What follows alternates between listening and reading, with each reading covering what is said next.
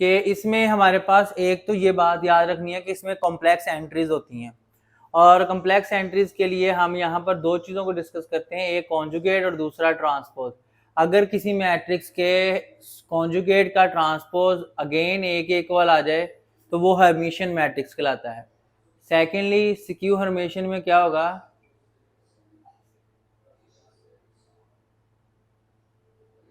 में अगर हम ए बार ट्रांसपोज लें वो लेकिन नेगेटिव है यानी कि एडिटिव इनवर्स के इक्वल आ जाए तो वो सिक्यू हर्मिशियन होता है। अब इसको हम डिस्कस करते हैं with the help of example. हमारे पास क्वेश्चन नंबर 6 है, if a is equal to iota 1 plus iota 1 minus iota, ये हमारे पास गिवन मैट्रिक्स है और उसमें भी हमारे पास प्रीवियस क्वेश्चन की तरह दो रिजल्ट्स को प्रूव करना है। पहला क्या है, a plus a bar transpose is Hermitian, और दूसरा क्या है, a minus a bar transpose is skew Hermitian. तो इसमें भी हम एक पार्ट डिस्कस कर लेते हैं हर्मिशियन में। इसमें हम फर्स्ट पार्ट डिस्कस कर लेते हैं। उसके लिए हमें a दिया हुआ है, मैं लिखूंगा नाउ a बार फाइंड करते हैं। तो कॉन्जुगेट जब भी लेते हैं अयोटा वाली टर्म का साइन चेंज हो जाता है, तो ये माइनस अयोटा 1 माइनस अयोटा 1 और ये प्लस अयोटा आ जाएगा। अब इसका हम ट्रांसपोज ले लेते हैं, a bar transpose is equal to minus iota 1 minus iota 1 और अयोटा, ये ट्रांसपोज आ जाएगा। अब अकॉर्डिंग टू सिचुएशन हमें इसका सम फाइंड करना है, a plus a bar transpose is equal to a हमारे पास है माइनस अयोटा 1 1 माइनस अयोटा और अयोटा, इसको सम फाइंड करेंगे, minus iota 1 minus iota 1 and iota. Sum देखते हैं क्या निकलता है हमारे पास, माइनस अयोटा और माइनस अयोटा, ये माइनस 2 अयोटा आ जाएगा, यह आ जाएगा 1 और ये प्लस 2 माइनस अयोटा हो जाएगा, और यहाँ पर हमारे पास 1 प्लस दिस तो 2 माइनस अयोटा हो जाएगा, और यहाँ पर हमारे पास 2 अयोटा आ जाएगा। अब स्टूडेंट्स हमें मैट्रिक्स जो बनाना था वो हमारा मैट्रिक्स तो बन चुका है। अब हमने डेफिनेशन चेक करनी है कि ये आया कि हर्मिशियन है कि नहीं है। उसकी डेफिनेशन सामने लिखी है। हम बाय डेफिनेशन क्या करेंगे, a plus a bar transpose के लिए सबसे पहले बार लेंगे इस सारे एलिमेंट की, क्योंकि पहले बार लेनी है। तो जब इसका कॉन्जुगेट लेंगे तो वो बन जाएगा 2 अयोटा 2 माइनस अयोटा, और ये आ जाएगा 2 प्लस अयोटा, ये आ जाएगा 2 प्लस अयोटा,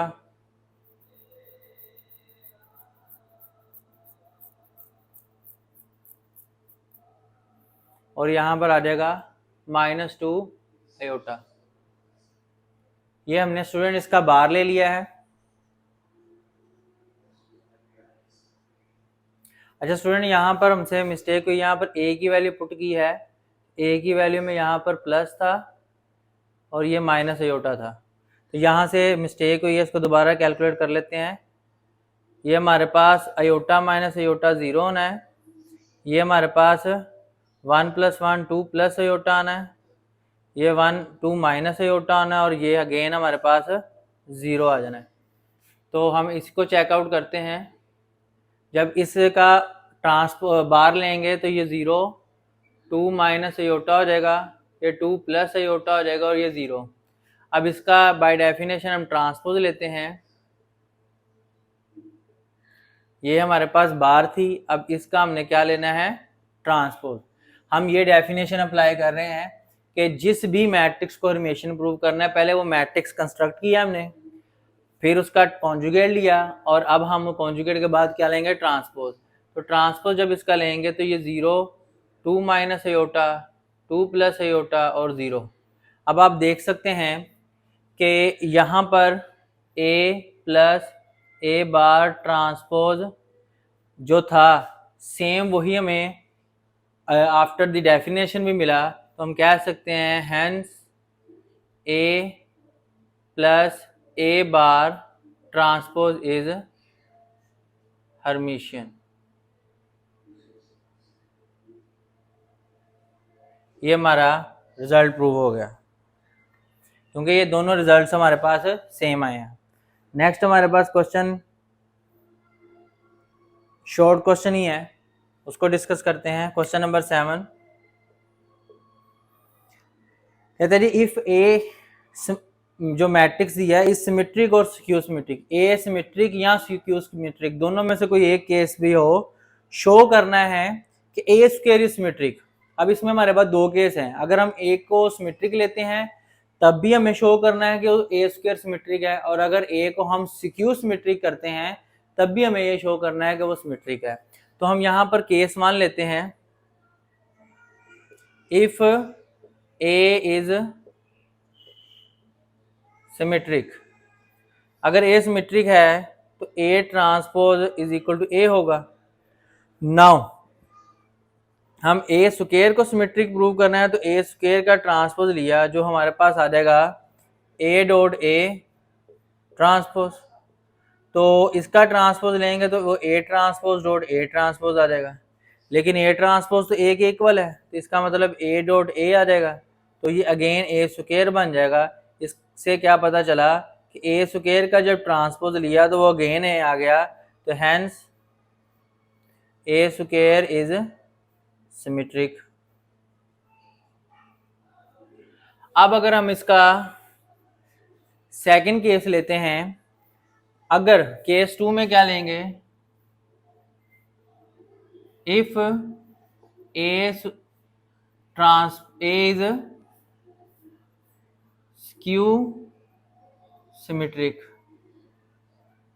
अगर ए स्क्यू सिमेट्रिक है तब चेक करते हैं तो ए ट्रांसपोज हमारे पास किसके इक्वल होगा, -a के। नाउ ए स्क्वायर ट्रांसपोज लेते हैं, वो क्या रहेगा ए डॉट ए ट्रांसपोज, या रहेगा ए ट्रांसपोज डॉट ए ट्रांसपोज।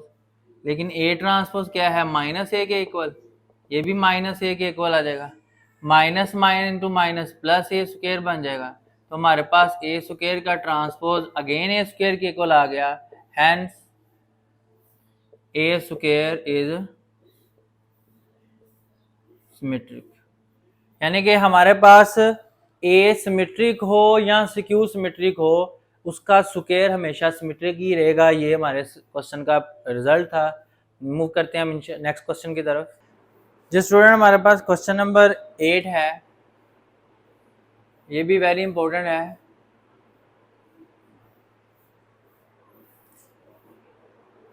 हमें प्रूव क्या करना है, if A is equal to 1 plus iota और आयोटा हो, find A into A bar transpose. ये प्रोडक्ट हमने फाइंड करनी है, तो स्टार्ट करते हैं। गिवन हमारे पास क्या है, A is equal to 1 plus iota और आयोटा। पहले हम इसका कॉन्जुगेट लेते हैं, तो आ जाएगा 1 माइनस आयोटा और माइनस आयोटा। अब इसका ट्रांसपोज ले लेते हैं, तो ट्रांसपोज आ जाएगा 1 माइनस आयोटा और माइनस आयोटा, कि जो एक कॉलम था वो एक रो में कन्वर्ट हो गया। अब हम इनके प्रोडक्ट की तरफ आते हैं, A into A bar transpose that is equal to, A हमारे पास क्या है 1 प्लस आयोटा और आयोटा, और ये हमारे पास क्या आ गया 1 माइनस आयोटा और माइनस आयोटा। स्टूडेंट यहाँ पर ये इंपॉर्टेंट इसलिए है कि इसकी प्रोडक्ट इंपॉर्टेंट है। यहाँ पर हम एक कॉलम वाले मैट्रिक्स को एक रो वाले मैट्रिक्स से मल्टीप्लाई कर रहे हैं, तो यहाँ से कन्वर्जन्स बहुत इंपॉर्टेंट है, जो स्टूडेंट्स को भूल जाती है प्रोडक्ट की। हमने रो एंड कॉलम के अकॉर्डिंग अगर चलेंगे तो फर्स्ट रो में सिर्फ 1 है, फर्स्ट कॉलम में 1 है, 1 इंटू 1 हमारे पास 1 हो जाएगा। लेकिन अभी काम ख़त्म नहीं हुआ, अभी फर्स्ट रो की सेकंड कॉलम से भी होनी प्रोडक्ट और थर्ड से भी होनी है, तो इसलिए ये 1 माइनस अयोटा आएगा और यहाँ पर माइनस अयोटा आएगा। ये हमारे पास जस्ट एक रो की और एक कॉलम की एक एंट्री की मल्टीप्लाई आ गई है। First row first column first row, second column first row, third column. अब हमें सेकंड रो की बारी है, तो ये 1 इससे मल्टीप्लाई होगा तो 1 प्लस अयोटा, ये इससे मल्टीप्लाई होगा तो ये 1 माइनस अयोटा स्क्वायर हो जाएगा, और ये जब इससे मल्टीप्लाई होगा तो आ जाएगा माइनस अयोटा स्क्वायर। अब अयोटा जब इससे मल्टीप्लाई होगा तो अयोटा, अयोटा इससे मल्टीप्लाई होगा तो अयोटा माइनस अयोटा स्क्वायर, और जब अयोटा इससे मल्टीप्लाई होगा तो माइनस अयोटा स्क्वायर हो जाएगा। ये अब हमारे पास रिजल्ट आएगा 1 माइनस अयोटा 1 प्लस अयोटा, ये अयोटा स्क्वायर -1 होगा, माइनस इंटू माइनस प्लस, तो 1 प्लस 1 यहाँ पर आ जाएगा 2, यहाँ पर माइनस अयोटा स्क्वायर की जगह -1, वो -1 किससे बदल जाएगा +1 में, यहाँ पर अयोटा अगेन यहाँ पर आ जाएगा +1 और यहाँ पर अगेन +1। तो ये हमारे पास रिक्वायर्ड प्रोडक्ट आ चुकी है। अब स्टूडेंट इस क्वेश्चन में हमारे पास एक कॉन्सेप्ट है कि अगर हम 3/3 ऑर्डर या इससे ग्रेटर ऑर्डर का मैट्रिक्स का इन्वर्स फाइंड करना चाहते हैं, लेकिन जो हमने प्रीवियस लेक्चर में इन्वर्स फाइंड करने की टेक्निक यूज़ की है उस टेक्निक से नहीं निकालना, बल्कि वो कह रहा है कि इसका इन्वर्स फाइंड करें using row and column operation. तो रो या कॉलम ऑपरेशन की मदद से आपने इसका इन्वर्स कैसे फाइंड करना है उसका एक मेथड डिस्कस करते हैं। तो चलते हैं नेक्स्ट क्वेश्चन। जी स्टूडेंट, यहाँ पर हमारे पास क्वेश्चन नंबर 9 है, इसका एक पार्ट लिया है हमने 1, और यह रहेगा 1 0 -2 2 -2 -2 -3 0 और 2। स्टूडेंट इसका रो एंड कॉलम ऑपरेशन की मदद से अगर हमने इन्वर्स फाइंड करना है तो उसके लिए हमें एक मैट्रिक्स लिखना होगा। ऐसे सॉल्यूशन में लेट करते हैं, अगर ये ए है हमारे पास 1 0 -2 2 -2 -2 -3 0 2। इन्वर्स फाइंड करने के लिए रो एंड कॉलम ऑपरेशन के जरिए से जितने ऑर्डर का हमारे पास गिवन मैट्रिक्स हो, हमें उसके साथ उतने ही ऑर्डर का आइडेंटिटी मैट्रिक्स लेना होता है, और उसको हम ए बी मैट्रिक्स का नाम दे देते हैं, ऑगमेंटेड मैट्रिक्स भी इसको कह सकते हैं। यह आ जाएगा 1 0 -2 2 -2 -3 0 2। अब मैट्रिक्स वो लेना कैसे है, हमने यहाँ पर कॉलन साइन लगाते हुए डॉट्स लगाते हुए इसी के साथ एक आइडेंटिटी मैट्रिक्स ले लेना है सेम ऑर्डर का। अब स्टूडेंट करना क्या है, हमें इसके ऊपर ऑपरेशन अप्लाई करके इसको कन्वर्ट करना है आइडेंटिटी मैट्रिक्स में। तो इसको आइडेंटिटी मैट्रिक्स में कन्वर्ट करते करते इसमें कुछ चेंज आते जाएंगे। जब ये कंप्लीट आइडेंटिटी में मैट्रिक्स में कन्वर्ट हो जाएगा तो यहाँ पर जो हमें मैट्रिक्स ऑब्टेन होगा वो हमारा कहलाएगा inverse of the given matrix. अब क्या करेंगे, पहला ऑपरेशन है इस 1 के नीचे 0 बनाना है, क्योंकि हमें ये 1 चाहिए आइडेंटिटी मैट्रिक्स के लिए। ये पहले से 0 है, इसको 0 बनाना है, तो ये -2 है। अगर मैं इसको 2 से मल्टीप्लाई करूं और ऐड कर दूं तो ये हमारे पास 0 बन जाएगा। तो मुझे चेंज लेकर आनी है R3 में, मैं प्लस करूंगा 2R1, ये मेरा ऑपरेशन अप्लाई हो जाएगा। तो यहाँ पर मैं क्या लिखूंगा, फर्स्ट रो में कोई चेंज नहीं आनी, सेकंड रो में कोई चेंज नहीं आनी,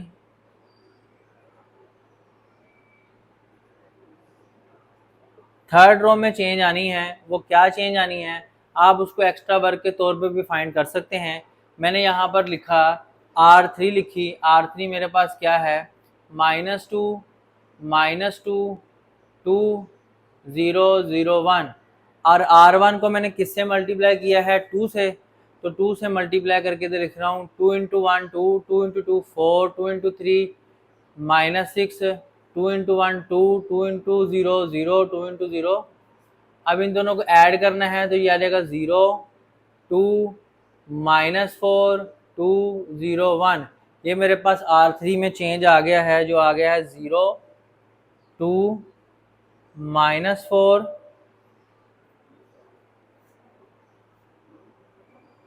और ये आ जाएगा 2 0 1। आप देखेंगे फर्स्ट ऑपरेशन में ही इस सेडेंटरी मैट्रिक्स में चेंज आ गया। अब हम सेकंड ऑपरेशन अप्लाई करते हैं। सेकंड ऑपरेशन हमारे पास देखें, हमें इस एलिमेंट को 1 बनाना है, क्योंकि आइडेंटिटी एलिमेंट में ये 1 होता है। इसमें हमें जिस चीज़ पे को ऑब्जर्व करना है कि पहले देखें कि जिस एलिमेंट को 1 बनाना है उसके ऊपर नीचे लेफ्ट राइट पर कहीं पर 1 पड़ा है तो हम उनको इंटरचेंज करके लेकर आ सकते हैं।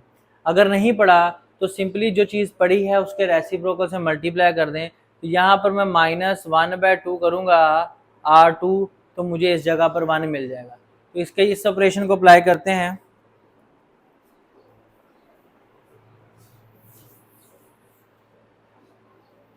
तो यहाँ पर मेरे पास क्या आएगा,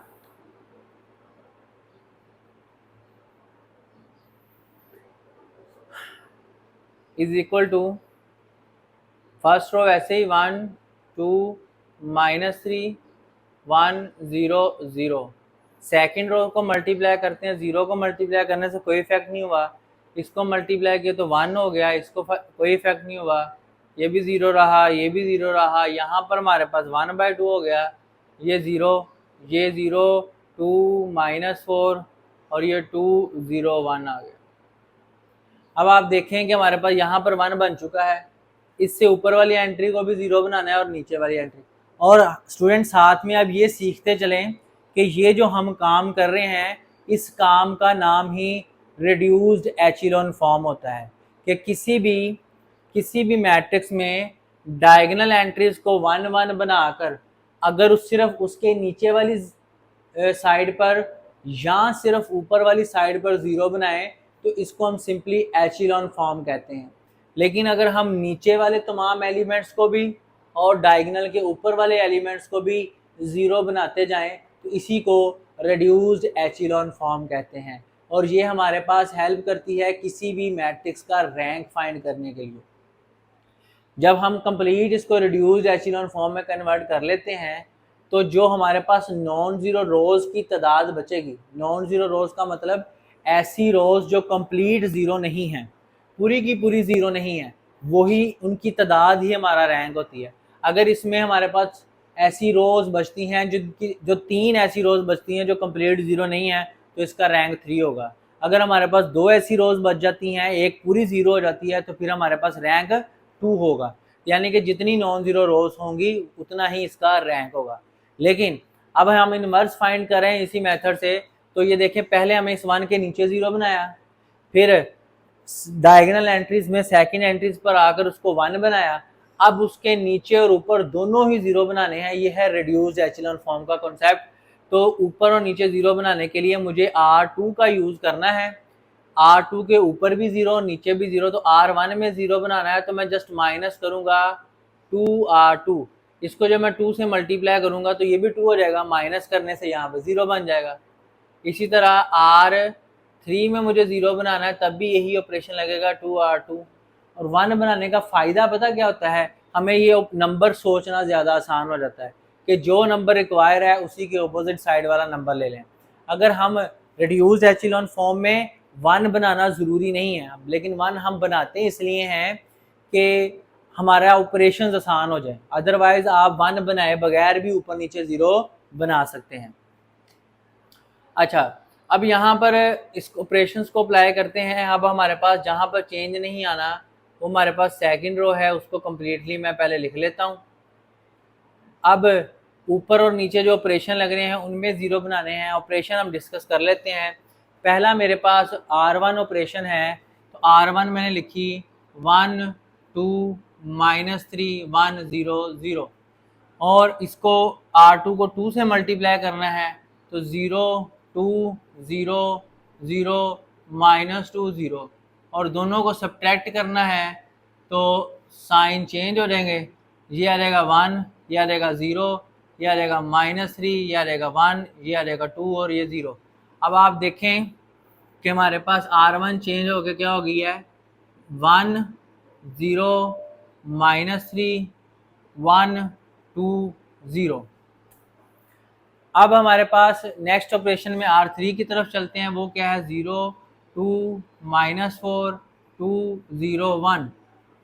अब इसमें भी हमने R2 को 2 से मल्टीप्लाई करना है, तो 0 2 0 0 माइनस 2 0, माइनस करना है तो साइन चेंज कर देते हैं, तो 0 0 माइनस 4 2 2 0, तो आपके पास R3 क्या आ गई 0 0 माइनस 4 2 2 0। अब आप देख सकते हैं कि हमारे पास डायगोनल एंट्री नेक्स्ट क्या है -4, तो यहाँ पर हम ऑपरेशन अप्लाई करेंगे 1/4 -1/4 R3, तो R3 को जब मल्टीप्लाई करेंगे तो 1 0 -3 1 2 0 0 1 0 0 -1/2 0। अब जब -1/4 से इसको मल्टीप्लाई करेंगे तो ये 0 0 1 हो जाएगा, ये 1/4 से मल्टीप्लाई होगा -1/2 -1/2 और ये 0 हो जाएगा। अब आप देख सकते हैं कि यहाँ पर 1 आ चुका हुआ है, अब इसके ऊपर 0 बनाने हैं, एक 0 बना हुआ है, जस्ट ये रहता है, तो ऑपरेशन होगा हमारे पास R1 में चेंज लानी है हमने, और एलिमेंट उसका -3 है, इसलिए इसको क्या कर देंगे +3R3, R3 को 3 से मल्टीप्लाई करेंगे और इसमें ऐड कर देंगे, तो हमारे पास एलिमेंट क्या आ जाएगा, पहले जो चेंज नहीं आनी 0 1 0 0 -1/2 0 0 1 0 1 -1/2 -1/2 0। अब ऊपर वाली फर्स्ट रो में चेंज आनी है, और वो चेंज क्या आनी है कि जब हमने इसको 3 से मल्टीप्लाई करना है, ये तो हमारे पास सिंपली 1 0 आ जाएगा, ये 3 से मल्टीप्लाई होगा 3 1 3, इसमें ऐड होगा तो ये 0, इधर ऐड होगा तो ये बन जाएगा -3 जब इससे मल्टीप्लाई होगा। चलें ये ऑपरेशन भी करके दिखा देता हूँ आपको कि R1 लिखी है 1 0 -3 1 2 0, और इसको जब हमने 3 से मल्टीप्लाई किया तो ये 0 0 3 -3/2 -3/2 और 0 ऐड करना है, तो 1 0 0 इनको ऐड किया तो 1 -3/2 करेंगे तो 2 -3 सिंपली आपके पास 1/2 आ जाएगा, -1/2 आ जाएगा, और जब इसको 2 से करेंगे 2 2 4 -3, ये पॉजिटिव 1/2 आ जाएगा और एंड पे 0 आ जाएगा, तो हमारे पास जो लास्ट बची है वो बची है -1/2 1/2 और 0। अब आप देख सकते हैं कि ये हमारे पास मैट्रिक्स कम्प्लीटली आइडेंटिटी मैट्रिक्स में कन्वर्ट हो गया है, और ये चेंजेस वाला मैट्रिक्स आ गया है। इस मैट्रिक्स को हम बोलेंगे this is the inverse of given matrix, this matrix is the. अच्छा यहाँ पर हमारे मिस्टेक चल रही थी, ये 1 है तो यहाँ पर भी 1 आ जाएगा जब हमने -1/4 से मल्टीप्लाई किया, ठीक है। तो यहाँ पर 1 था, तो जब हमने -1/4 से मल्टीप्लाई किया तो ये हमारे पास -1/4, ये हमारे पास गिवन इनवर्स आ चुका हुआ है। तो इनवर्स मैट्रिक्स को कैसे लिख देंगे हम, हैंस इसको मैं एक्स्ट्रा वर्क को रिमूव कर देता हूँ, तो मेरे पास जो इनवर्स आया है ए का, ए इनवर्स आ जाएगा -1/2 0 -1/2 1/2 -1/2 -1/2 और 0 0 -1/4, ये मेरे पास गिवन मैट्रिक्स का इनवर्स आ चुका हुआ है। तो ये हमारे पास स्टूडेंट एक्सरसाइज 3.4 हमने डिस्कस की है।